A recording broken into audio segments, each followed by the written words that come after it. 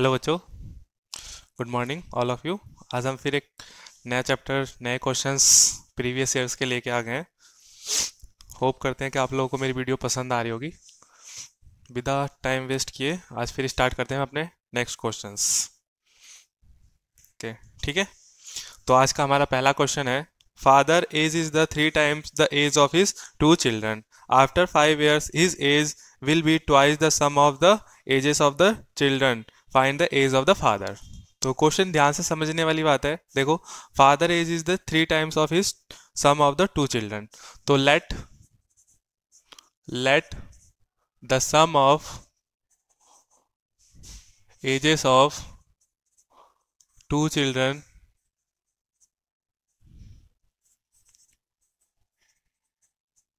be x, and father is, let the father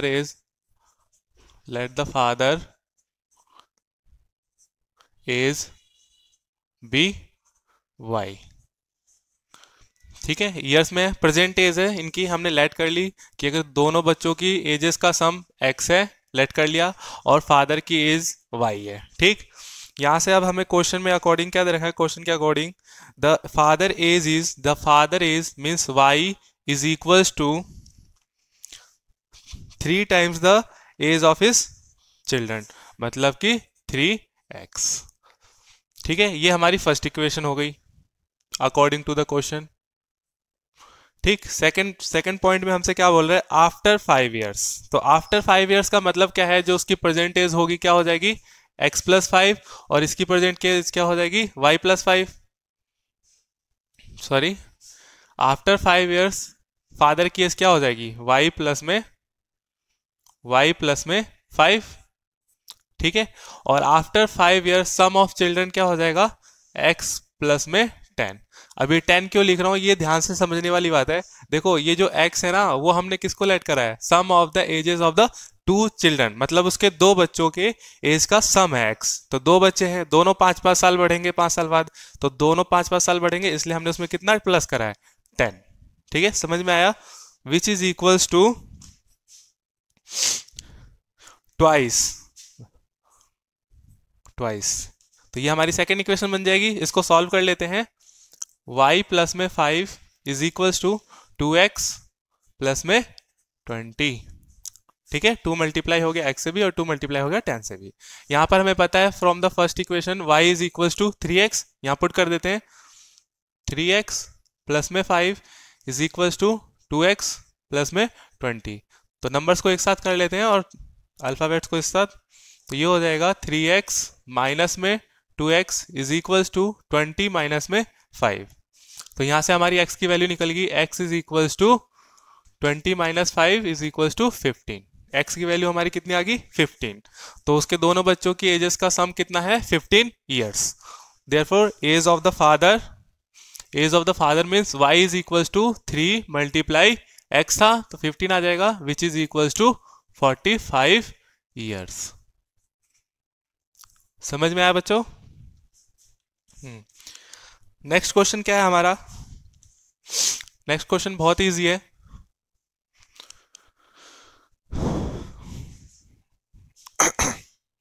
if they रखा है हमारे पास, if 7560 is equals to 2 की power 3 multiply 3 की power p multiply q multiply 7। ये हमको गिवन है और हमसे पूछ रखा है p और q की वैल्यू। तो देखो, हम लोग कैसे कर सकते हैं इसको, हम लोग को क्या करना है, इसके प्राइम फैक्टर्स निकालने हैं। यहां से पता चल रहा है मेरे को 3 मार्क्स में आया था ये क्वेश्चन, बहुत इजी था। देखो 7560, ठीक है, इसके प्राइम फैक्टर्स निकाल लेते हैं हम लोग। 2 से हो जाएगा इजिली, दिख रहा है 2 की पावर 3 टाइम्स में जाएगा ये। 2 3 जा 6, 2 7 जा 14, 2 8 जा 16, 0। फिर 2 से हो जाएगा, 2 1 जा 2, 2 8 जा 16, 2 9 जा 18, 0। फिर 2 से हो जाएगा, 2 9 जा 18, 2 4 जा 8, 2 5 जा 10। अब 2 से नहीं हो पाएगा ये, 3 से हो जाएगा, 3 से कर देते हैं, 3 3 जा 9, 3 1 जा 3, 3 5 जा 15। फिर 3 से हो जाएगा, 3 1 जा 3, अब कुछ बच्चे यहाँ 3 5 जा 15 कर देते हैं, वो गलत हो जाता है।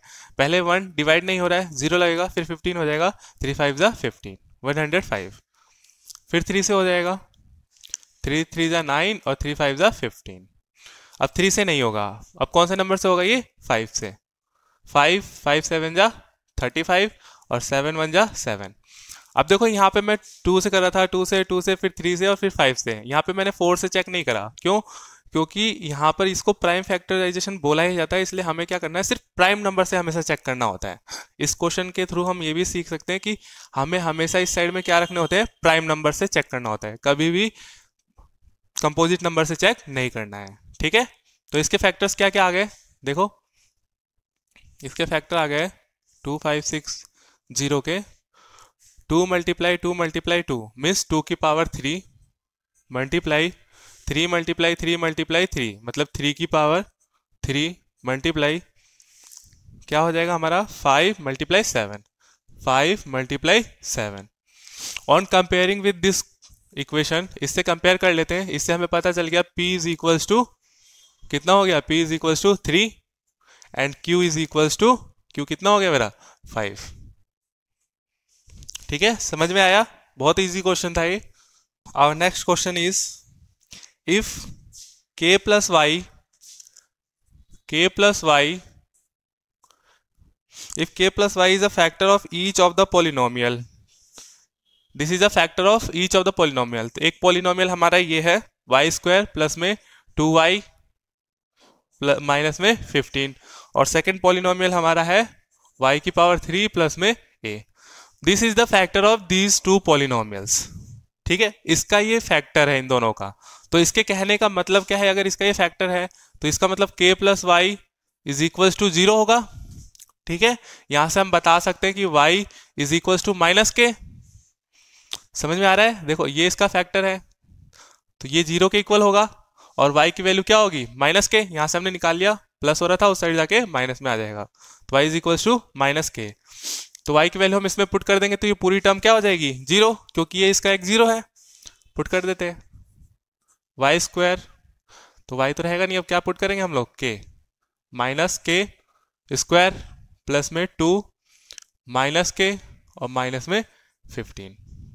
ठीक है, विच इज इक्वल्स टू 0, क्योंकि हमने इसके 0 की वैल्यू पुट करी। 0 वो होते हैं जिसमें अगर मैं उसकी वैल्यू पुट करूं तो ये पूरे टर्म को 0 कर देते हैं। ठीक है, तो ये हो जाएगा मेरा k स्क्वायर प्लस माइनस आ जाएगा minus 2k minus 15 which is equals to 0।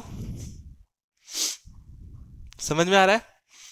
तब यहां से देखो, अब हमसे क्या, इसके क्या करेंगे, फैक्टर्स कर लेंगे। इस मिडल टर्म फैक्टर कैसे हो जाएगा फिर, ये देखो k स्क्वायर माइनस 2k ऐसे फैक्टर करने हैं कि मल्टीप्लाई करने पे तो 15 आ जाए माइनस का, ठीक है, और प्लस माइनस करने पे 2 आ जाए। तो कौन से टर्म बनते हैं मेरे, एक -5 बन जाता है और एक प्लस का 3 बन जाता है। देखो 5 3 जा 15 हो जाएगा, समझ में आ रहा है, और प्लस माइनस करेंगे तो -2 आ जाएगा। तो ये हो गए मेरे फैक्टर्स, -15 इज इक्वल्स टू 0। तो यहां से देखो इन दोनों में मेरा क्या कॉमन आ रहा है, क्या आएगा, यहाँ पर गलत लिख दिया मैंने, क्या आएगा, ठीक है, इन दोनों में k कॉमन आ रहा है, k यहां से क्या बच गया, k माइनस में 5, इसमें +3 कॉमन आ रहा है, क्या बच गया, k minus 5 is equals to 0। इन दोनों ब्रैकेट में देखो, इसमें k माइनस 5, इसमें k माइनस 5 कॉमन आ रहा है, k माइनस 5 क्या बच गया मेरे पास, k प्लस में 3, ये आ गया मेरे पास, विच इज इक्वल्स टू 0। तो इसके कहने का क्या मतलब है, k इज इक्वल्स टू 5 और k इज इक्वल्स टू -3, ये दो वैल्यू आ गई k की। समझ में आ रहा है? अब देखो k की दो वैल्यू आ गई, इसने हमसे क्वेश्चन पूछा है find the value of a, k and a। तो अब a की वैल्यू के लिए हम क्या करेंगे, ये तो हमारा क्या है, इसको हम लिख सकते हैं कि इसका k वैल्यू था, तो -k3 प्लस में a which is equals to 0, क्योंकि k इसका एक वो फैक्टर है। तो यहां से क्या आ गया, -k की पावर 3 प्लस में a इज इक्वल्स टू 0। ये -k की पावर 3 क्यों आया है, क्योंकि देखो जब भी मैं माइनस को 3 टाइम्स मल्टीप्लाई करूंगा, -k मल्टीप्लाई माइनस के, तो देखो माइनस माइनस मिला के प्लस हो जाएगा, लेकिन ये माइनस बच गया तो वो वैसे का ऐसा ही लिखा जाता है, ठीक है। देयरफॉर माइनस के क्यूब आ जाएगा, तो इसलिए वो मैंने माइनस के क्यूब लिखा है। उस साइड जाके तो क्या हो जाएगा प्लस, तो a is equal two plus के क्यूब, ठीक है। तो यहां से मुझे पता चल गया a की वैल्यू क्या हो जाएगी, a की value a is equal to k की वैल्यू 5 पुट कर देंगे, 5 की power 3 is equal to 5 multiply 5 multiply 5, 5 multiply 5 multiply 5 which is equal to 5 5 25, 5 125, ठीक है। और k की वैल्यू क्या हो जाएगी, k इज इक्वल टू, वापस के बता रहा हूँ, a की वैल्यू सेकंड वैल्यू क्या हो जाएगी, दो वैल्यू निकलेगी ना, क्योंकि k की भी दो वैल्यू आई है, -3 उसकी पावर 3 हो जाएगी which is equal to -3 multiply -3 multiply -3, तो ये आंसर तो मेरा माइनस में आएगा, 3 माइनस है, 3 3 जा 9, 9 3 जा 27, तो a की भी दो वैल्यू आ गई 125 एंड -27, k की भी दो वैल्यू आई थी हमारे पास, k इज इक्वल टू 5 और k is equal to -3, that's it.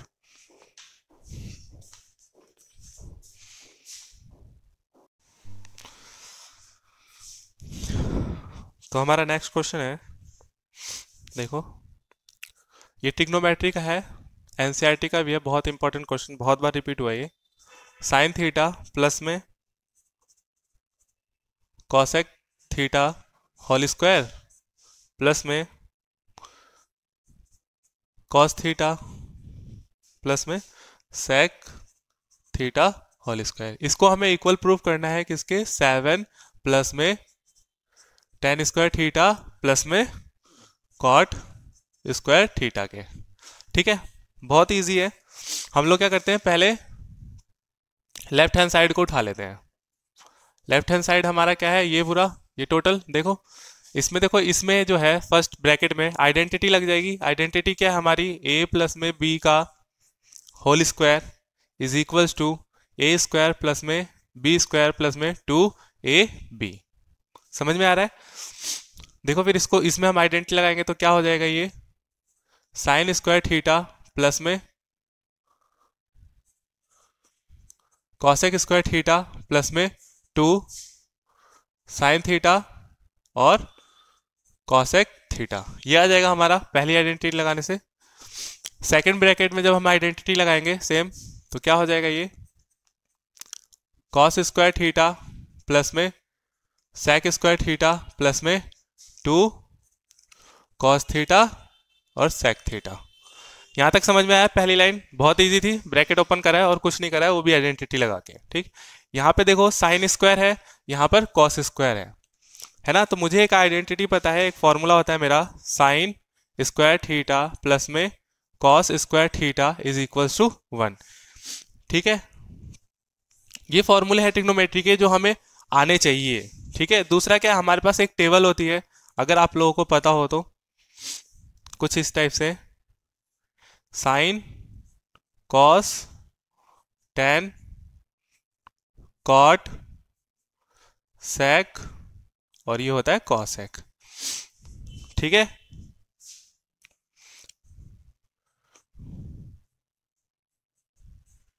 ठीक है, ये क्या होता है, perpendicular height base perpendicular height, और ये बेस हाइपोटेनियस हाइपोटेनियस, ठीक। तो यहाँ ये सिर्फ टेबल ये बताने का सिर्फ मेरा ये मोटिव है कि देखो साइन P अपॉन एच होता है और कॉसेक क्या होता है, H अपॉन P, तो हम ऐसे ही बोल सकते हैं साइन का अपोजिट क्या होता है, कॉसेक, कॉस का अपोजिट क्या होता है, सेक। इस चीज का हम यूज करेंगे इस फॉर्मूले में, इस क्वेश्चन में, ठीक है, इस फॉर्मूले का।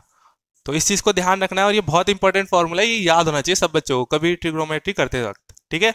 तो देखो कैसे होता है, साइन और कॉस को रीअरेंज कर लेते हैं, तो ये हो जाएगा साइन स्क्वायर थीटा प्लस में कॉस स्क्वायर थीटा, मतलब इस टर्म को मैंने साथ में लिख लिया, प्लस कॉसेक स्क्वायर थीटा और दूसरा क्या है मेरा, sec square theta,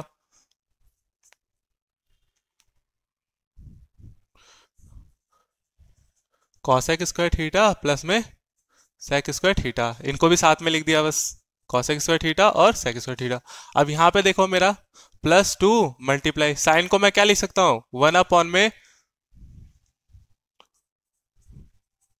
cosec theta लिख सकता हूं। मैंने यहां पे बता दिया अभी कि साइन जो होता है कॉसेक का उल्टा होता है, तो 1 में।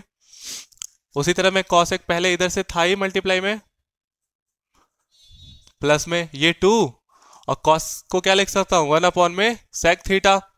वापस देखो यहाँ पर मैंने बताया कॉस का उल्टा क्या होता है सेक, अपोजिट, तो 1 में सेक थीटा। यहाँ पर ये सेक थीटा ऑलरेडी है ही, सेक से सेक कैंसल, कॉसेक से कॉसेक कैंसल, क्या बच गया 2 एंड 2, 2 प्लस 2 4, और इन दोनों की आइडेंटिटी मैंने बता दी। देखो यहाँ से क्या होता है, ये sign square theta plus cos square theta 1 होता है। तो 2 प्लस 2 4 प्लस में 1 कितना आ गया 5, प्लस में अब मेरे पास क्या बच गया कोस स्क्वायर थीटा और सेक स्क्वायर थीटा। इसमें कुछ भी कॉमन नहीं आ रहा है, लेकिन हमें और दो आइडेंटिटी पता है, अगर आप लोगों को याद हो तो 1 प्लस में tan square theta is equals to sec square theta, ये आइडेंटिटी होती है हमारी। इसको मैं tan सेक स्क्वायर थीटा की जगह रख सकता हूँ यहाँ पर, क्योंकि मुझे आंसर में क्या चाहिए tan चाहिए, तो इसलिए मैं इस आइडेंटिटी का यूज कर रहा हूँ। ठीक, दूसरा क्या है, दूसरा क्या होता है मेरा 1 प्लस में cot square theta is equals to cosec square theta, ये सेकंड आइडेंटिटी होती है। ठीक है, तो इसमें भी मैं कॉसेक स्क्वायर की जगह पे कॉट प्लस 1 रख सकता हूँ, क्यों, क्योंकि दूसरी साइड मुझे कॉट चाहिए। ठीक, तो मैं इन दोनों चीजों को, इन दोनों टर्म्स को इन दोनों से रिप्लेस कर दे रहा हूं, तो ये हो जाएगा 1 प्लस में tan स्क्वायर थीटा प्लस में 1 प्लस में cot square theta which is equals to 5 6 and 7। 7 plus में क्या आ गया यहाँ पर tan स्क्वायर थीटा प्लस में cot square theta. This is our answer, that's it.